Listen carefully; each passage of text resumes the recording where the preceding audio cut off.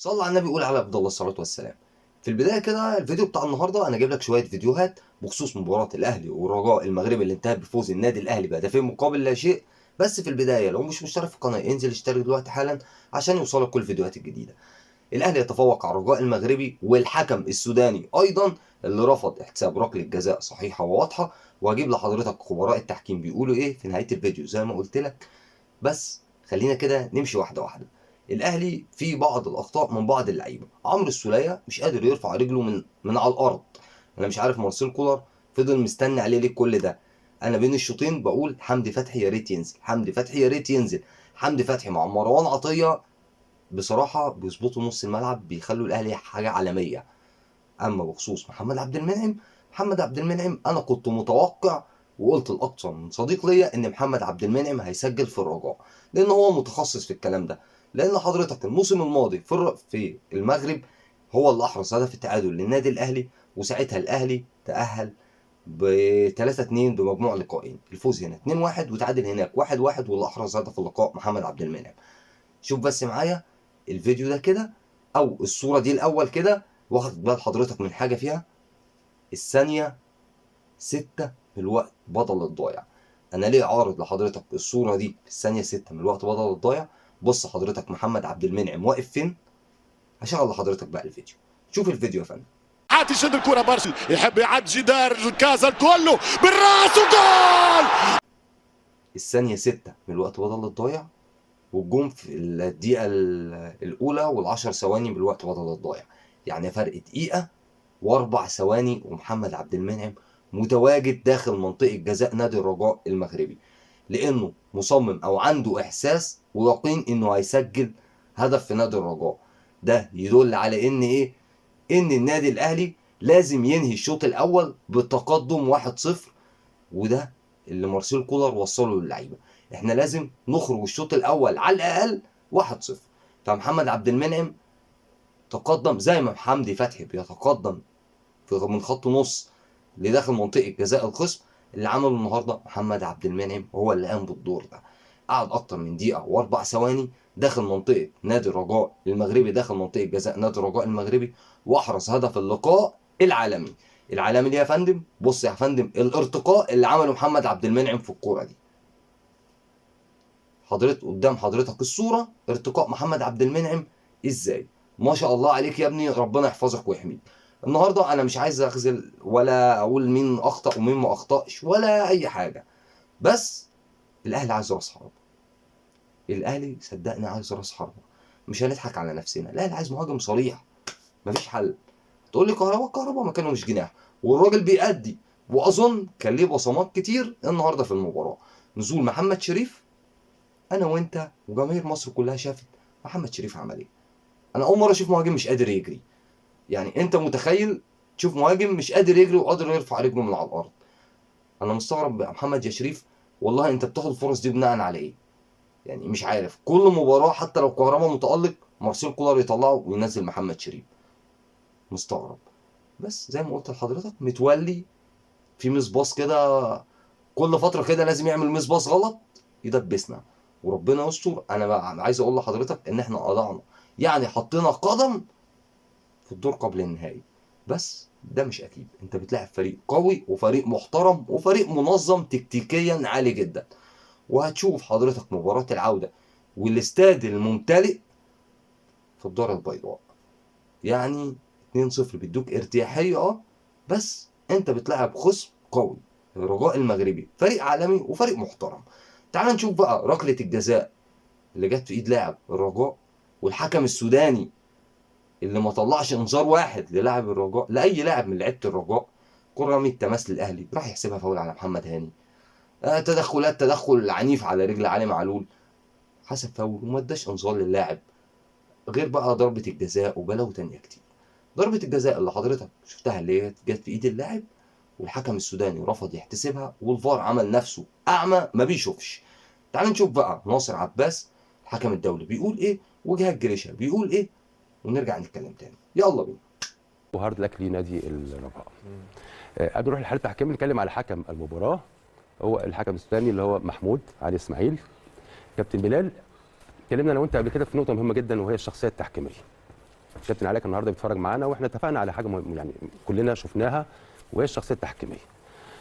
كابتن ميلو، لو انت مدرب ممكن تدي اللاعب كل حاجه، تديه بدني، تديه فني، تديني خططي، الا شخصيه اللاعب ما تقدرش تديها له. دي حاجه بتبقى موهبه من عند ربنا. وكذلك التحكيم، انا كمحاضر يا اسامه اديك كل حاجه، اديك القانون واديك فهم القانون وتطبيقه وكل حاجه جميله جدا، الا الشخصيه التحكيميه. لو ما فيش شخصيه تحكيميه يبقى ما فيش تحكيم يا كابتن اسامه. النهارده للاسف الشديد مباراه سهله جدا جدا جدا جدا، كانت فرصه لهذا الحكم ان هو يؤدي اداء افضل من كده بكتير جدا. مفيش اختبارات كتيره ولعيبه ولا اروع. كابتن بلال جمهور جميل جدا، مفيش ضغوط عليك. طب انت يعني مستني ايه؟ يعني النهارده الاتحاد الافريقي بيختارك حكام النخبه، ولكن النهارده مردودك في هذه المباراه للاسف ما كانش على مستوى المباراه. المباراه كانت اكبر بكتير جدا منها، مهمه جدا جدا، وحاله تحكيميه تحليليه بالشرح. شفتها اكتر من مره على فكره كابتن علاء، احنا شفناها مع بعض، شفتها اكتر من مره، وهنتكلم بالقانون عشان الناس تعرف الفرق ايه. مخالفه لمس الكره بايدك يا كابتن بلال، فين التعمد وفين مش تعمد، كل الكلام ده كله هنشوفه في الحاله اللي هي اول حاله معانا النهارده في المباراه. السؤال، كره هنا بتيجي في الايد، احنا قلنا مش كل الكره ما بتيجي في الايد تحتسب مخالفه لمس الكره بالايد، تمام. ولكن انا كلاعب مدافع، اللي حصل كان ايه يا كابتن؟ اولا انا نزلت، كابتن اسامه انا اللي نزلت تحت عشان العب بدماغي. الاستثناء الوحيد في مخالفه لمس الكره بايد لو بلال نزل كده ولعب بدماغه كده وجت في ايديه، بالظبط، استمر اللعب تاني. لو انت بلال مدافع في هذا الوضعيه، طبعا لو انت في الوضعيه دي هتلعب برجليك الاسهل، ولكن انك انت تنزل على ايديك الاثنين عشان تلعب الكره ده، انت ما لعبتش الكره. الكره هي التي اصطدمت في الراس ثم ذهبت الى الايه؟ الايد اللي هي مش داعمه. امتى الايد تبقى داعمه كابتن عادل؟ لو انت بتعمل تاكلينج بالظبط وبتلعب وبعدين بتسند على ايدك والكره بتيجي في ايدك، دي ايد داعمه، هنا يستمر اللعب. هنا قول لي ايه مبرر الايد هنا؟ مبرر الايد انت اللي عملته كلاعب، يعني انت اللي خاطرت بانك انت حطيت ايدك في هذا الوضعيه. هنا مش سبورت ابدا ولا هي داعمه للجسم، وبالتالي كمان انت ما لعبتش بدماغك. يعني امتى الاستثناء الوحيد اللي انت ما بتلعب برجليك او بدماغك وتيجي في ايديك، حتى لو الايد في وضع غير طبيعي يستمر اللعب. في هذه الحاله والراجل نزل، الكره تصطدم بالراس وبتروح للايد اللي هي مش داعمه للجسم، وبالتالي هنا في مخالفه لمس الكره بايد. هنا الحكم انا بقول عليه كان يجب على الفار ان هو يستدعي الحكم الكابتن علاء في هذه الحاله. دي حاله مهمه جدا، الفرق بين اللعب المتعمد وانك انت ما لعبتش بدماغك، هي دي الحاله اللي انا بفسر. هنا في مخالفه ركله جزاء لم تحتسب للنادي الاهلي، وانا بلوم هنا هيثم ايراد حكم الفار. لكن مش حكم الملعب، حكم الفار. لا ايوه، لكن ما بقولهمش حكم الملعب هنا. لا هنا صعب على حكم الملعب، هو هنا ما قدرش يعني ما قدرش النهارده عنده التفاصيل اللي هو هل اللاعب لعب بدماغه وجت في ايديه، ولا هل هي هو عنده مشكله. لان هنا كابتن علاء هنا تفاصيل صعبه. ولكن انا هيثم ايراد النهارده، هيثم انت موجود في الفار، عندك اللقطه صحيح. كان يجب عليك انك انت تستدعي الحكم. هو مين حكم العوده بالمناسبه يا كابتن؟ معتز من ليبيا يا كابتن، من ليبيا، حكم من ليبيا. وده هنتكلم فيه على فكره مهمه جدا جدا يا جماعه. انا بس رساله للجنه الحكام كلهم ناس محترمه. هذه المباراه الاقصائيه يا كابتن اسامه لابد ان يكون في حكام اقوياء، شخصيه حكام قويه، خاصه في المباراه اللي جايه هتبقى صعبه جدا جدا، والجماهير هناك طبعا الكل يعلم الجماهير وحماسهم قد ايه. ولكن خلينا في هذه المباراه النهارده بس يعني نقول مبروك للنادي الاهلي، وبنقول هنا ركله جزاء يسال عنها نمره واحد الفار. هو ما لعبش بدماغه، هنا يجب ان هو يستدعي الحكم لان دي مش لعب، هو ما لعبش بدماغه. يعني لو لعب بدماغه وجات الكره في ايديه هقول يستمر اللعب. هنا ما فيش لعب، هو اللاعب نزل بارادته وهو اللي حط ايديه في هذه الوضعيه الخطا، هو اللي حط ايديه والكره تصطدم في الراس وتيجي في الايد. هنا مخالفه لمس الكره. في الدقيقه 38 في مباراه الاهلي والرجاء، الكره بمنتهى البساطه المدافع بيحاول يلعب الكره او لعب الكره بغض النظر اللعب او بيحاول يلعب. انا المبدا العام في القانون، انا لو لعبت الكره انا نفسي لعبت الكره وجات الكره في ايدي، فالاستمرار اللعب هو القرار الصحيح. لكن انا لو لعبت وحركت ايدي بالمنظر ده، الايد دي بالسبورت، الايد اللي هي فيها سلايدنج على الارض، في ازحلقه على الارض، وبالتالي بنزل بعمل سلايدنج، لو جت في ايدي لا يعاقب عليها اللاعب. لكن في اللقطه دي اللاعب راح بايده بكامل ارادته، بايده الاثنين على الارض، والكره جت فيه او ما جتش فيه، هو حرك ايده مباشره عشان تمنع الكره بالمنظر ده، وايد مكبره الجسم وخارج جسمه، وبالتالي يعاقب على الحركه اللي عملها دي، حركه اضافيه لايده، وبالتالي كانت ركله جزاء صحيحه لم تحتسب للنادي الاهلي، وكان لازم حكم الفي ار يدي فرصه ثانيه للحكم يرجعها. يعني بالاجماع ناصر عباس وجهاد جريشه بيقولوا ان الكوره ضربه جزاء للنادي الاهلي.